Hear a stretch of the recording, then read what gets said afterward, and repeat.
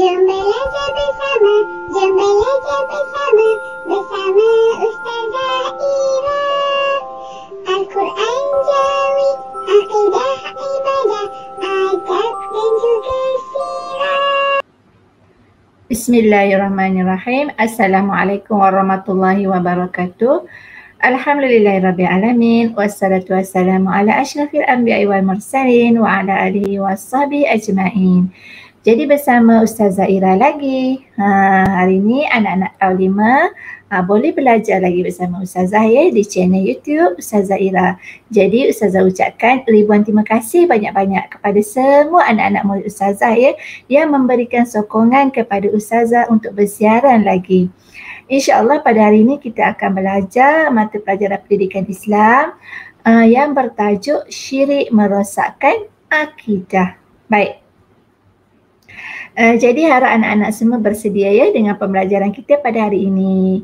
Baik, kita baca doa dulu. Bismillahirrahmanirrahim. Allahumma aftah alaina hikmataka wansyur alaina min khazaini rahmatika ya arhamar rahimin.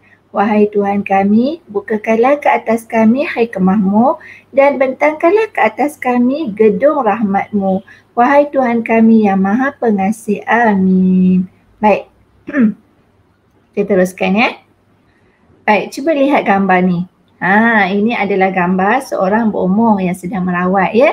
Sama ada dia nak merawat pesakit ataupun menunaikan hajat yang diminta oleh seseorang lah. Baik. Boleh ke amalan bomoh ni? Baik, bomoh ni ada dua kategori. Ya, kalaulah bomoh ni mengamalkan perubatan gaya Islam ya, kita pergi dekat dia, kita dengar dia membaca ayat-ayat suci Al-Quran, maka bomoh ini boleh diterima ya. Tetapi kalau bomoh ni kita pergi, dia tidak membaca ayat suci Al-Quran, dia menggunakan pemujaan jin, syaitan, ni macam ni kita tak boleh pergi ya, kita tak boleh terima dia. Bermakna kita tidak boleh menjadikan dia sebagai seorang yang mengubati pesakit ya. Jadi ada kaitan dengan pelajaran kita pada hari ini ya. Baik. Perbuatan memuja jin ataupun syaitan dalam perubatan adalah syirik ya. Baik, cuba kita lihat apa objektif pembelajaran kita pada hari ini. Yang pertama, menyatakan maksud syirik. Yang kedua, menerangkan hukum syirik berdasarkan dalil nakli. Dan yang ketiga, dapat menjelaskan jenis dan juga perbuatan yang boleh menyebabkan syirik. Baik, cuba kita lihat. Apa dia contoh-contoh perbuatan syirik ni? Kita berkenalan dulu. Apa dia perkara-perkara ataupun perbuatan yang boleh membawa kepada dosa besar syirik ni? Baik, yang pertama berdoa kepada makhluk selain daripada Allah. Macam saya kata tadi lah, memuja jin, memuja syaitan, menyembah berhala, menyembah matahari, itu semua adalah perbuatan syirik. Ya, nanti kita lihat apa maksud syirik. Yang kedua, mempercayai bomoh yang menggunakan sihir. Ni yang tadilah ya. Kalau bomoh tu mengamalkan perubatan Islam, menggunakan ayat-ayat suci Al-Quran, menggunakan air sahaja, itu tak apa. Tapi kalau bomoh tu sudah menggunakan perkara yang kita nampak luar daripada syariat Islam, ya, kita nampak dengan penyembahan kemenyannya, dengan peralatan-peralatan yang memang mencurigakan, maka itu kita tidak boleh ikut. Ya, menyembah berhala ini zaman jahiliah dululah, dan memuja jin dan juga syaitan. Ini macam yang saya kata tadi ya. Baik, kita lihat apa dia pengertian syirik. Syirik ialah perbuatan menyekutukan Allah Subhanahu Wa Taala dengan sesuatu yang lain. Baik. Syirik ialah perbuatan menyekutukan Allah. Apa maksud menyekutukan Allah? Ya, menduakan Allah. Baik.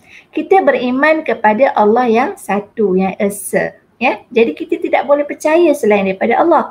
Allah sahaja tempat kita bergantung. Jadi kalau kita percaya selain daripada Allah, contohnya kita percaya ada jin, ada syaitan yang boleh membantu kita, yang boleh menolong kita, maka kita telah melakukan perbuatan syirik. Dan itu bermakna kita telah menduakan Allah. Baik, syirik boleh berlaku sama ada dengan iktikad, perbuatan dan juga perkataan. Ya, syirik boleh berlaku sama ada dengan iktikad, perkataan dan perbuatan. Baik. Apa maksud syirik dengan iktikad? Iktikad maksudnya kita memang percaya sepenuhnya. Tak boleh. Kita tak boleh percaya sepenuhnya ada benda lain yang memberi pertolongan selain daripada Allah. Ya. Yang kedua, syirik dari segi perkataan. Okey, contohnya seseorang itu menghasut orang lain, berkata-kata, menyampaikan sesuatu yang mengatakan bahawa jin dan juga syaitan boleh membantu kita. Itu dari segi perkataan. Ya, kita menyebut-jebut, kita menyeru orang lain, kita mengajak orang lain supaya menyembah selain daripada Allah. Dan yang ketiga, perbuatan. Perbuatan ni jelaslah. Ya, maknanya kita melakukan sendiri perbuatan. Contohnya menyembah selain daripada Allah. Itu memang tak boleh. Syirik adalah hukumnya haram. Ya, jadi kita sebagai umat Islam, kita hanya menyembah kepada Allah yang satu, Allah yang esa, ya. Baik, seterusnya. Dalil. Apakah dalil yang menyebut di dalam Al-Quran ya tentang syirik ni? Mari kita baca. Ada surah Al-Baqarah ayat 22. Kita baca sama-sama ya. Bismillahirrahmanirrahim. Fala taj'alu lillahi andadan wa antum ta'lamun. Baik. Maksudnya, maka janganlah kamu mengadakan sembahan-sembahan lain bagi Allah sedangkan kamu semua mengetahui. Jadi kita memang tak dibenarkan menyembah selain daripada Allah sedangkan kita tahu bahawa Allah itu satu. Allah saja yang patut kita sembah. Baik, apa hukumnya? Hukum mensyirikkan Allah Subhanahu Wa Taala adalah haram dan dikategorikan sebagai dosa yang paling besar. Ustaz Salah bagi tahu tadi. Hukum mensyirikkan Allah, hukum menduakan Allah adalah haram dan dikategorikan sebagai dosa besar. Ya? Baik, kalau dosa besar macam mana kita nak kembali kepada Allah? Hendaklah dengan bertaubat. Baik, kita lihat pembahagian syirik. Ya? Syirik ada dua jenis, iaitu syirik jali yang pertama, yang kedua syirik khafi. Apakah yang dimaksudkan dengan syirik jali? Baik, syirik jali mempercayai atau mengaku wujudnya Tuhan lain selain daripada Allah Subhanahu Wa Taala atau menyembah selain Allah Subhanahu Wa Taala yang esa.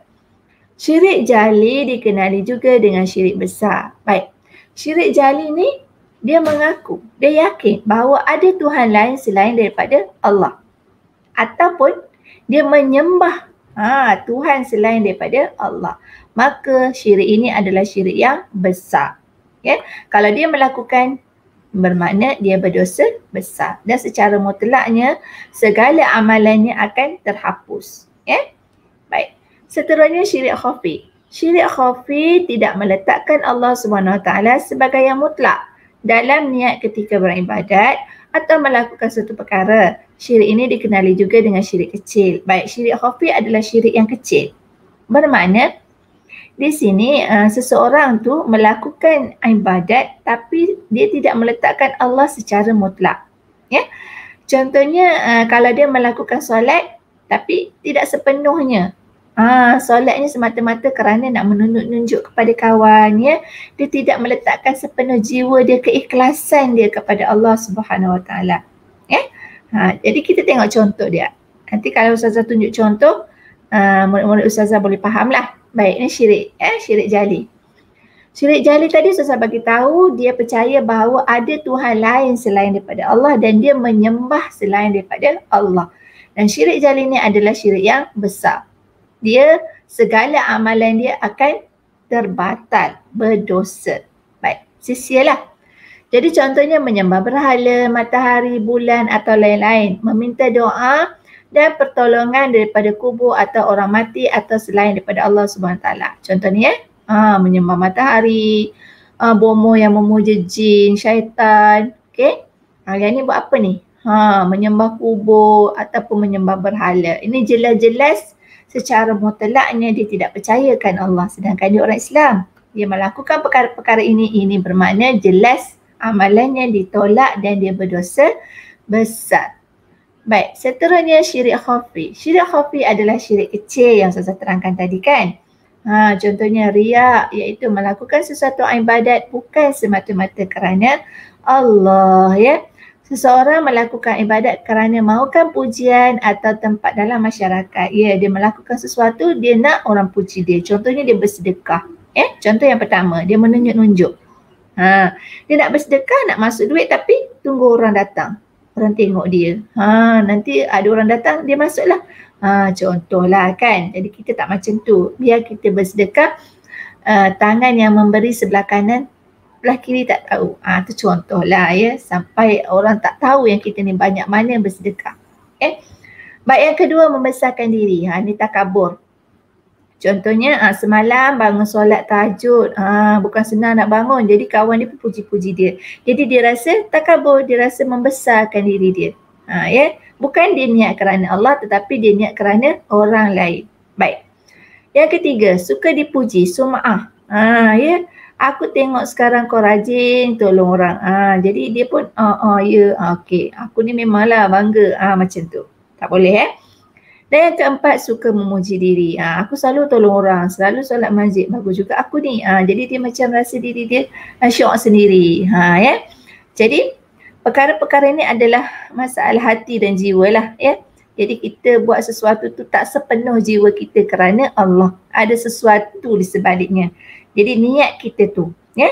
Jadi perkara macam ni macam mana kita nak elakkan?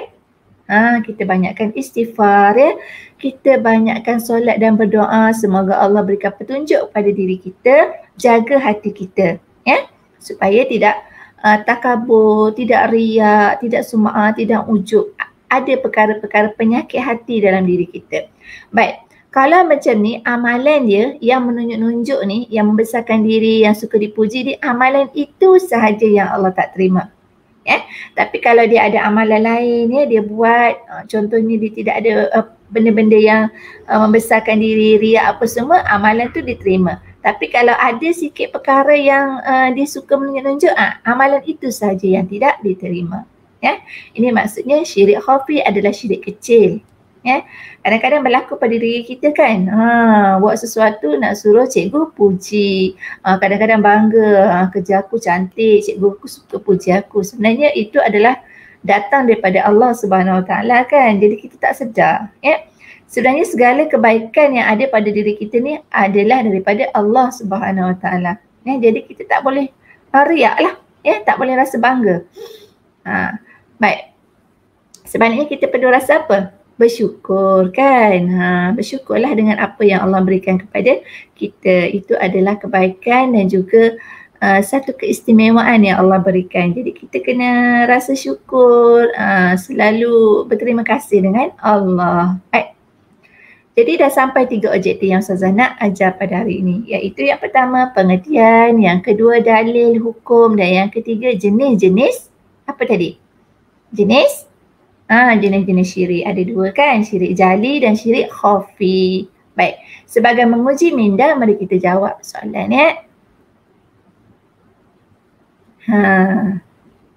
Baik. Apakah yang dimaksudkan dengan syirik? Iaitu perbuatan menyekutukan Allah dengan sesuatu yang lain. Kan? Apa hukumnya? Haram. Apa dalil dia? Sumbernya dalam surah Al-Baqarah ayat 22. Baik, apa dalilnya? Kita letak tempat sumber dalilnya. Fala taj'alu lillahi andadan wa antum ta'lamun. Baik. Jadi betul semualah. Sebagai ulangan lah. Kita ingat balik apa yang Ustazah ajar kan. Tengok berapa Ustazah dapat. 10 markah. Baik. Seterusnya kita lihat semula game yang kedua Nanti Ustazah akan bagi game ni dekat bahagian description Ustazah punya YouTube Okay. Ni. Cek